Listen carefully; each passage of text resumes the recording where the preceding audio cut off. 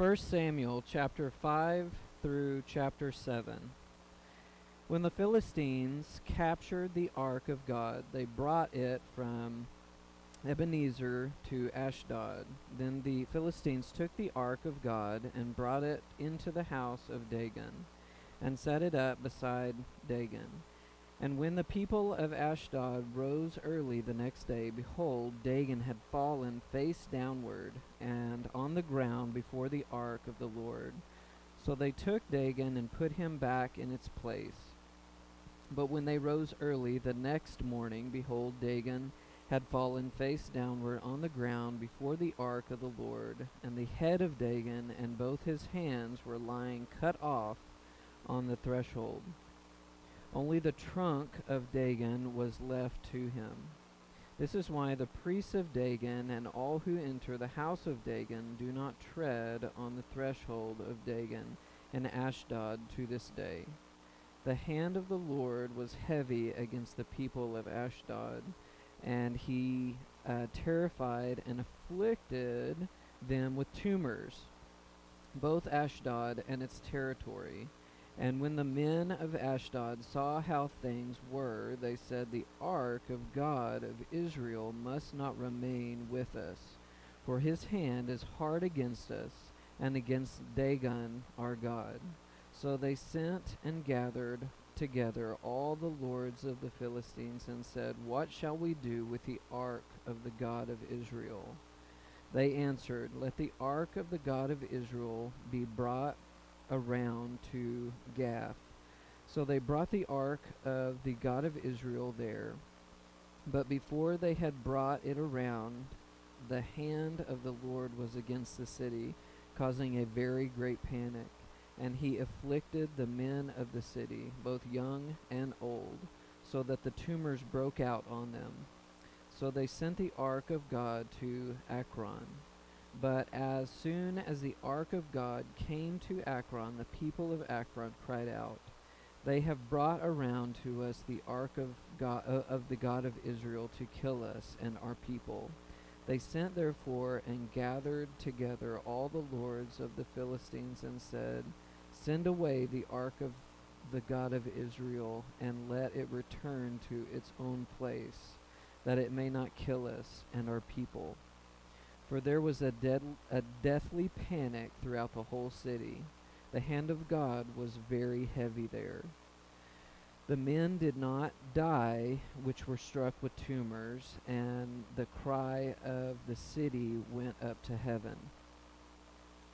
The ark of the Lord was in the city of the Philistines 7 months, and the Philistines called for the priests and the diviners and said, what shall we do with the ark of the Lord?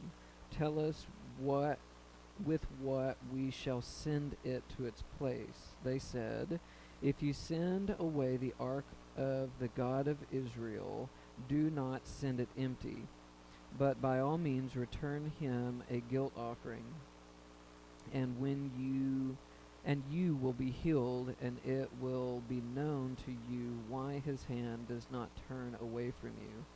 And he said, what is the guilt offering that we shall return to him? They answered, 5 golden tumors and 5 golden mice, according to the number of the lords of the Philistines. For the same plague was on all of you and all of your lords. You must make images of your tumors and images of your mice that ravage the land, and give glory to God of Israel. Perhaps he will lighten his hand from off of you, and on your gods, and on your land. Why should you harden your hearts as the Egyptians and Pharaoh hardened their hearts? After he had dealt severely with them, did they not send the people away, and they departed? Now then, take and prepare a new cart and 2 milk cows on which there has never come a yoke, and yoke the cows to the cart, and take their calves home away from them. And take the ark of the Lord and place it on the cart, and put in a box at its side the figures of gold which you are returning to him as a guilt offering. Then send it off and let it go its way, and watch. If it goes up on the way to its own land, to Beth Shemesh, then it is he who has done us this great harm. But if it does not, then we shall know that it is not his hand that has struck us. It happened to us by coincidence. The men did so. They took 2 milk cows and yoked them to a cart and shut up their calves at home. And they put the ark of the Lord on the cart and the box with the golden mice and the images of their tumors. And the cows went straight in the direction of Beth Shemesh along one highway, lowing as they went. They turned neither to the right nor to the left, and the lords of the Philistines went after them as far as the border of Beth Shemesh. Now the people of Beth Shemesh were reaping their wheat harvest in the valley, and when they lifted up their eyes, they saw the ark. They rejoiced to see it. The cart came into the field of Joshua and Beth Shemesh and stopped there. A great stone was there, and they split up the wood of the cart, and they offered the cows as a burnt offering to the Lord. And the Levites took down the ark of the Lord and the box that was beside it, in which were the golden figures, and set them upon the great stone. And the men of Beth Shemesh offered burnt offerings and sacrifices on that day to the Lord. And when the 5 lords of the Philistines saw it, they returned that day to Ekron. These are the golden tumors that the Philistines returned as a guilt offering to the Lord, 1 for Ashdod, 1 for Gaza, 1 for Ashkelon, 1 for Gath, 1 for Ekron, and the golden mice according to the number of all the cities of the Philistines belonging to the 5 lords, both fortified cities and unwalled villages. The great stone besides which they sat down the ark of the Lord is a witness to this day in the field of Joshua of Beth Shemesh. And he struck some of the men of Beth Shemesh because they looked upon the ark of the Lord. He struck 70 men of them, and the people mourned because the Lord had struck the people with a great blow. Then the men of Beth Shemesh said, "Who is able to stand before the Lord, this holy God?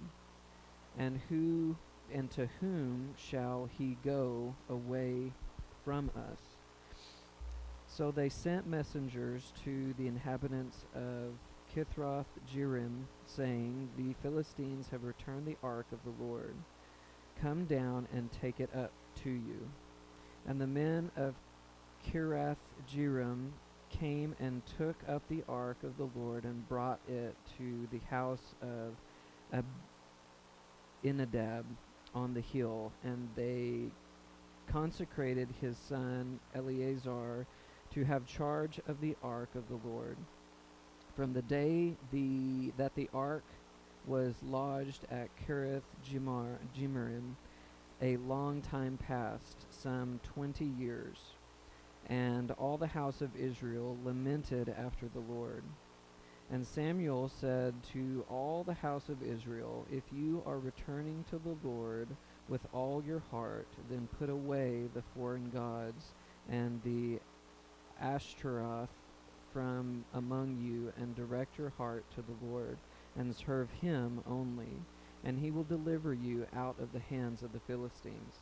So the people of Israel put away the Baals and the Ashtaroth, and they served the Lord only. Then Samuel said, "Gather all Israel at Mizpah, and I will pray to the Lord for you." So they gathered at Mizpah, and drew water, and poured it out before the Lord, and fasted on the day, and said there, "We have sinned against the Lord." And Samuel judged the people of Israel at Mizpah. Now when the Philistines heard that the people of Israel had gathered at Mizpah, the lords of the Philistines went up against Israel. And when the people of Israel heard of it, they were afraid of the Philistines. And the people of Israel said to Samuel, "Do not cease to cry out to the Lord our God for us, that he may save us from the hand of the Philistines." So Samuel took a nursing lamb and offered it as a whole burnt offering to the Lord. And Samuel cried out to the Lord for Israel, and the Lord answered him. As Samuel was offering up the burnt offering to the Philistines drew near to attack Israel. But the Lord thundered with a mighty sound that day against the Philistines and threw them into confusion. And they were defeated before Israel. And the men of Israel went out from Mizpah and pursued the Philistines and struck them as far as below Bethkar. Then Samuel took a stone and sat it up between Mizpah and Shen and called its name Ebenezer. And he said, "Till now the Lord has helped us." So the Philistines were subdued and did not again enter the territory of Israel. And the hand of the Lord was against the Philistines all the days of Samuel. The cities that the Philistines had taken from Israel were restored to Israel, from Ekron to Gath, and Israel delivered their territory from the hand of the Philistines. There was peace also between Israel and the Amorites. Samuel judged Israel all the days of his life, and he went on a circuit year by year to Bethel, Gilgal, and Mizpah, and he judged Israel in all these places. Then he would return to Ramah, for his home was there, and there also he judged Israel. And he built there an altar to the Lord.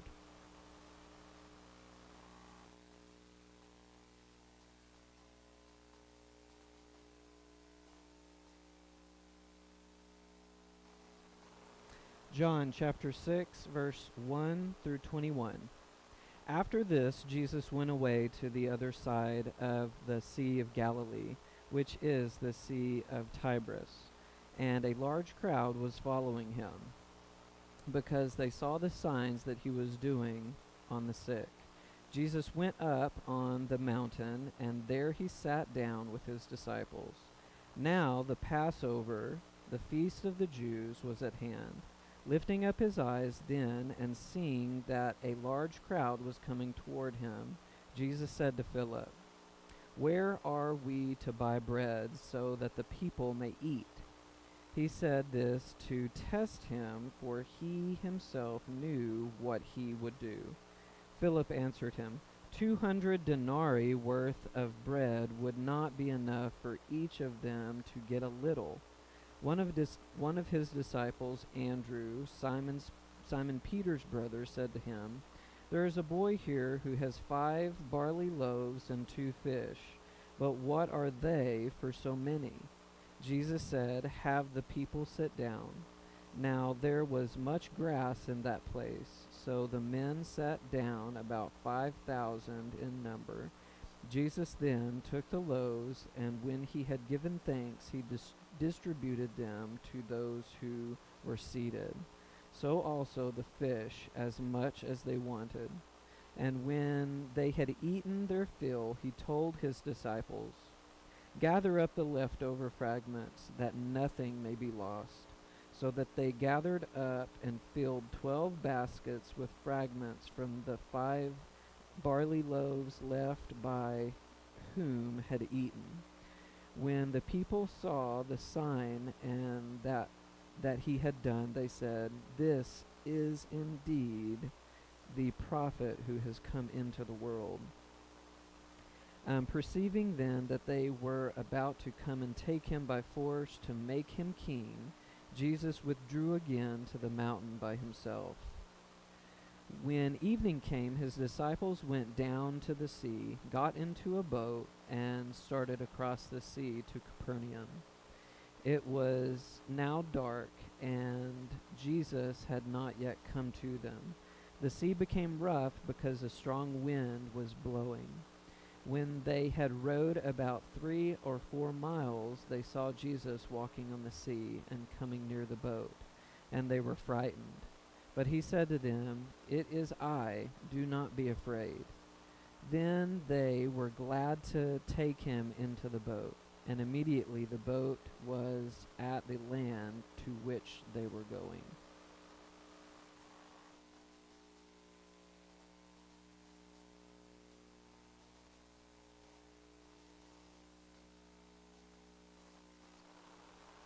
Psalm 106, verses 13 through 31. But they soon forgot his works.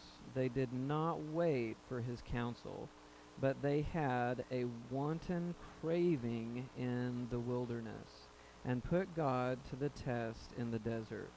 He gave them what they asked, but sent a wasting disease among them.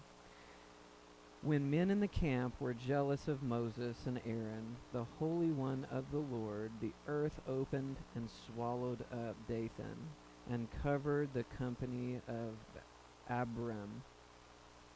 Fire also broke out in their company, and flame burned up the wicked. They made a calf in Horeb, and worshipped a metal image. They exchanged the glory of God for the image of an ox that eats grass. They forgot God, their Savior, who had done great things in Egypt, wondrous works in the land of Ham, and awesome deeds by the Red Sea. Therefore he said he would destroy them. He had not Moses, his chosen one, stood in the breach before him to turn away his wrath from destroying them. Then they despised the pleasant land, having no faith in his promise. They murmured in their tents, and did not obey the voice of the Lord. Therefore he raised his hand and swore to them that he would make them fall in the wilderness, and would make their offspring fall among the nations, scattering them among the lands, that they yoked themselves to the Baal of Peor, and ate sacrifices offered to the dead. They provoked the Lord to anger with their deeds, and a plague broke out among them. Then Phinehas stood up and intervened, and the plague was stayed. And that was counted to him as righteousness from generation to generation forever.